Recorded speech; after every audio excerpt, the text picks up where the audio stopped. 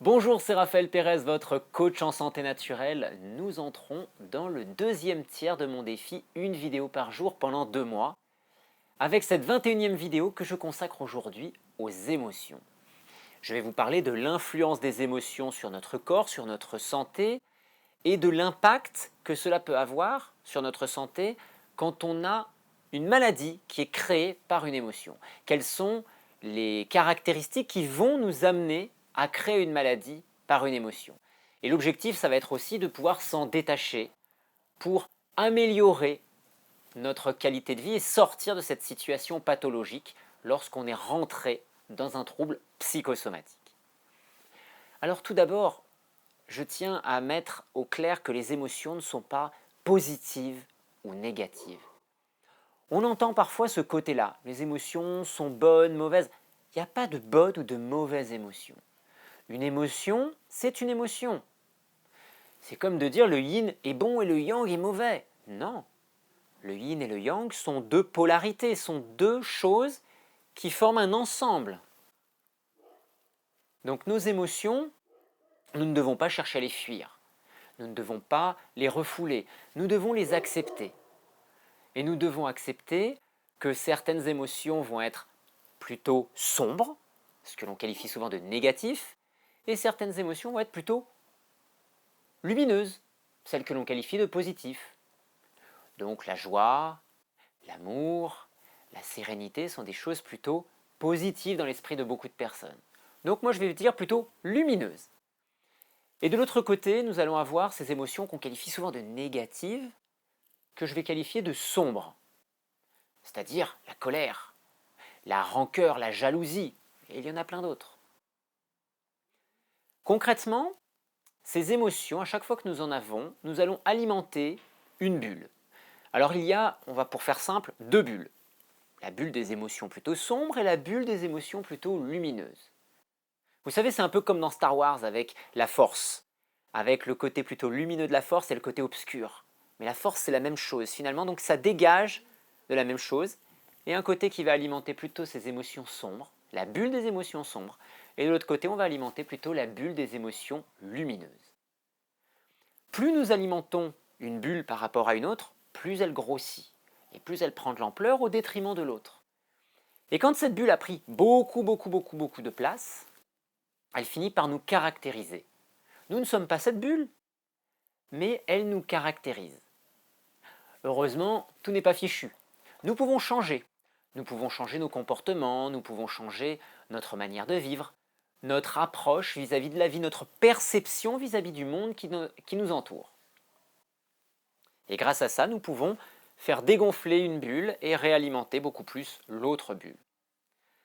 Le problème qui peut apparaître lorsqu'une bulle est très importante, surtout lorsqu'elle est importante en émotions sombres, c'est que nous finissons par avoir des comportements qui ne sont plus juste ponctuels. D'avoir un état de colère, parce qu'à un moment vous ne vous sentez pas bien, ce n'est pas si grave que ça. Vous avez un moment de colère, vous le laissez passer, vous essayez d'en tenir compte. Pourquoi est-ce que la situation est arrivée ainsi? Pourquoi est-ce que ça a explosé?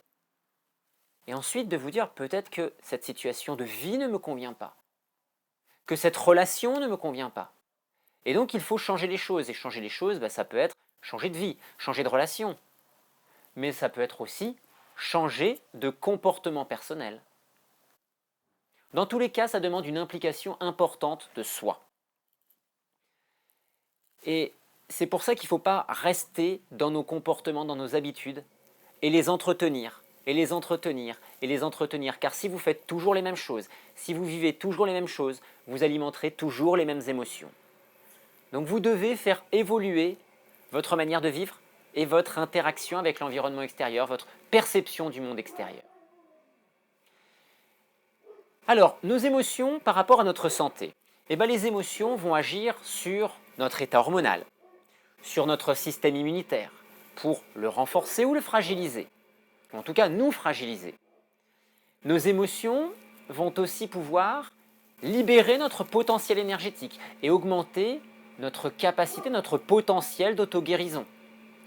Et à l'inverse, nos émotions peuvent nous bloquer dans notre progression et peuvent nous empêcher d'avancer, même si nous faisons de gros efforts au niveau de notre hygiène de vie. Si notre hygiène mentale, notre hygiène psychique, émotionnelle est défavorable, ça peut nous tirer vers le bas et nous tenir en bas. Alors ce qui nous tient en bas, c'est ce qu'on va appeler souvent les troubles psychosomatiques. C'est-à-dire qu'une maladie, un problème de santé va être créé de toutes pièces à la suite d'une émotion. Et le plus souvent, il s'agit d'une émotion qui va faire ressortir de la peur. C'est la peur qui va le plus souvent être au centre de cela. Alors il y a plusieurs caractéristiques qu'on va retrouver, donc je vous ai dit déjà la peur. Comme autre caractéristique qui va favoriser ce développement de maladies psychosomatiques, nous allons avoir le fait de vivre quelque chose de très intense. Donc très intense, ça veut dire soit un événement brutal, la perte de quelqu'un par exemple, la perte d'un emploi, un conflit important avec quelqu'un, un accident, quelque chose de très brutal. Ou alors, si on reste dans la chose intense, la situation intense, c'est quelque chose qui n'est pas forcément brutal, mais qui est pour vous de plus en plus étouffant, et qui vous bloque de plus en plus, et qui va tellement à l'encontre de ce que vous voulez vivre, que cela finit par générer un stress de plus en plus gros, de plus en plus intense, et avec l'émotion qui va avec, ça va déborder, ça va exploser. Donc, soit brutal, soit non brutal, mais avec une forte intensité, où vous avez l'impression en gros d'être dans une prison. Ensuite, la troisième caractéristique, c'est d'être seul. D'avoir l'impression de ne pas pouvoir parler de votre situation, ou en tout cas de ne pas avoir l'impression de pouvoir parler en ayant le soutien que vous attendez. Donc de vous trouver dans une situation où vous avez l'impression d'être seul. Et le quatrième et dernier élément important, c'est que vous êtes dans une impasse. Vous n'arrivez pas à trouver de solution. Pas de solution intellectuelle, pas de solution physique à votre problème. Donc c'est votre cerveau qui va tout seul vous proposer une solution et créer un trouble psychosomatique. Je vais vous donner un exemple. La thyroïde. Les maladies de la thyroïde sont très fréquemment conditionnées par notre état émotionnel. Quand je dis très fréquemment, c'est 90-95% des problèmes de thyroïde qui vont être favorisés par un état émotionnel. Il peut y avoir des problèmes liés à des médicaments, à de l'irradiation, il y a certains facteurs qui peuvent déclencher des troubles thyroïdiens. Mais la très grande majorité, c'est émotionnel. La thyroïde, c'est un peu le régulateur de la vitesse de notre organisme. On accélère, on se met en hyperthyroïdie, on passe en hypermétabolisme. On produit plus de chaleur, on brûle plus de calories, on est en activité plus intense. A l'inverse, lorsqu'on descend en hypothyroïdie, on ralentit le mouvement. Notre corps se met en activité ralentie. Nous sommes plus frileux, nous brûlons moins de calories, la température du corps va baisser un petit peu et l'état métabolique, l'activité globale du corps se ralentit. Alors qu'est-ce que ça peut bien signifier d'un point de vue symbolique, d'un point de vue émotionnel ? La thyroïde, par exemple, va être liée à la notion de vitesse. Donc on peut dire, par exemple, ça reste un exemple, que vous avez une échéance qui arrive et que cette échéance, elle vous fait peur parce que vous n'êtes pas prêt, vous ne vous sentez pas prêt pour livrer ce que vous devez livrer à cette échéance. Ça peut être un examen, ça peut être un dossier à rendre, ça peut être quelque chose au niveau familial. Toujours est-il, vous ne vous sentez pas prêt. Alors vous êtes dans un stress qui peut devenir très intense. Et vous n'avez qu'une envie, c'est que le temps ralentisse. Vous ne vous sentez pas prêt, il faut gagner du temps, il faut que ça ralentisse. Et pour ralentir, si vous n'avez pas de solution intellectuelle ou physique, votre cerveau va vous proposer une solution qu'il va provoquer dans votre corps, au niveau hormonal, en réduisant l'activité thyroïdienne et en ralentissant l'activité de votre corps. Comme ça, vous êtes au ralenti. On est d'accord que ça n'a jamais résolu le moindre problème, mais c'est ce que votre cerveau va trouver comme solution parce que vous n'en trouvez pas, vous, et que la situation de stress que vous percevez est tellement intense que pour votre corps, pour votre cerveau plutôt, il faut trouver une solution parce que là, ça devient dangereux, ça devient vital, alors qu'en fait, il n'y a aucun danger. D'ailleurs, le stress tel qu'il est perçu le plus souvent, c'est une situation où il n'y a aucun danger réel. Je vous en reparlerai dans une autre vidéo. Si on parle de l'hyperthyroïdie, toujours dans cette notion de symbolique, on accélère le rythme. Donc vous êtes dans une situation où vous ressentez le besoin, et un besoin impérieux, d'accélérer le rythme, comme s'il en allait de votre survie.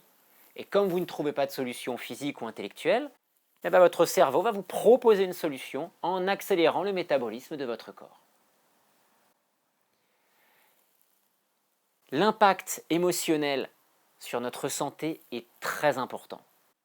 Vous pouvez le croire ou ne pas le croire, mais il est bel et bien réel.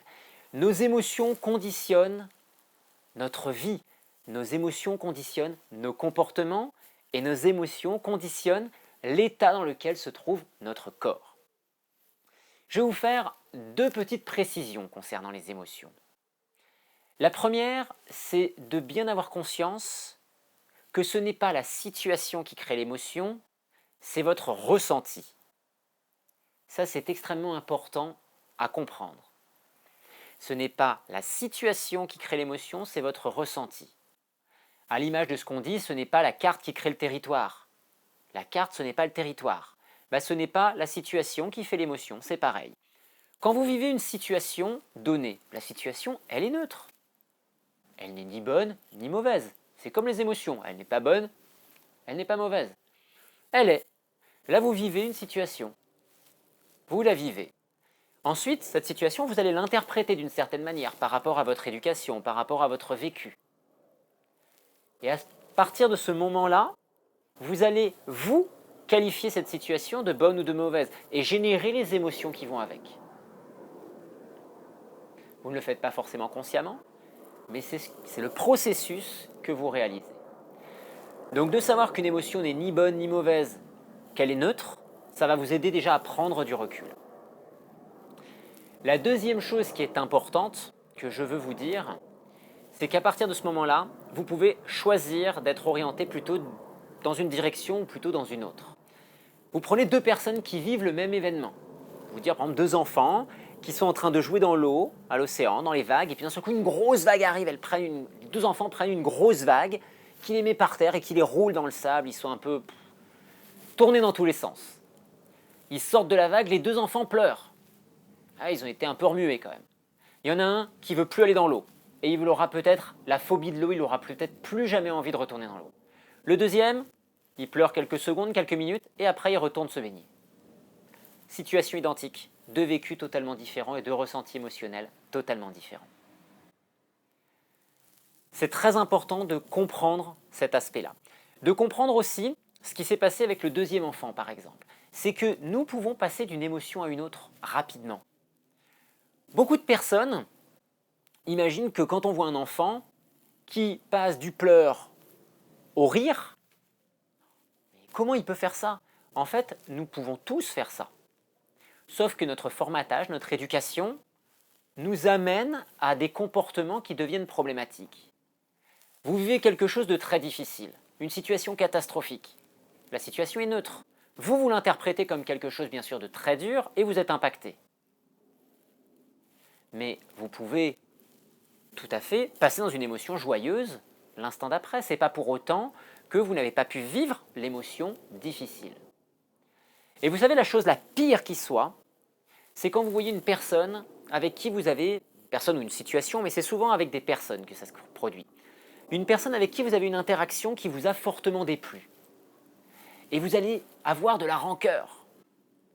Et cette rancœur, à partir de ce moment-là, vous décidez de vous dire « Lui, je vais lui en faire baver, je vais lui en faire chier, parce qu'il a fait ça et que ça ne me plaît pas. » Donc, vous décidez, intellectuellement, vous prenez la décision de vous mettre dans un contexte où, concrètement, vous allez dire à chaque fois que je vais voir cette personne, je vais me mettre dans la situation de rancœur pour lui en faire baver. Mais vous savez que la personne que vous faites le plus baver, c'est vous. C'est vous que vous conditionnez dans cette situation émotionnelle néfaste pour votre corps. Et en plus, ça vous bouffe une énergie folle. Donc faites attention à vos émotions, apprenez à mieux les gérer parce qu'elles sont capitales pour votre santé. Et je vais finir là-dessus. Comment gérer un état émotionnel qui est devenu problématique? La première chose, c'est de prendre du recul. Prenez du recul sur votre vécu, sur votre ressenti émotionnel. La deuxième chose que je vous conseille, c'est de savoir que ce que vous portez sur les épaules, je parle surtout pour les problèmes psychosomatiques, qui peuvent des fois enclencher des maladies graves, ce que vous prenez sur vos épaules comme fardeau, et qui a pu être indispensable à un moment donné de votre vie, parce que c'était la seule solution que votre cerveau a trouvée pour sortir de l'impasse dans laquelle vous étiez. Et bien cette situation-là, ce fardeau que vous avez sur les épaules, vous pouvez accepter de le poser, de le déposer là, et d'arrêter de le prendre sur vos épaules. Pour ma part, je travaille beaucoup avec la symbolique qu'on peut faire par l'écriture, par le dessin, par les objets, et pour pouvoir justement essayer de faire ce transfert, d'accepter que cette situation, elle fait partie de votre vie et qu'elle ait été salutaire à un moment donné, et que vous pouvez, après, accepter de la déposer pour vous en libérer complètement. Je vous souhaite une excellente journée, je vous retrouve demain pour la prochaine vidéo.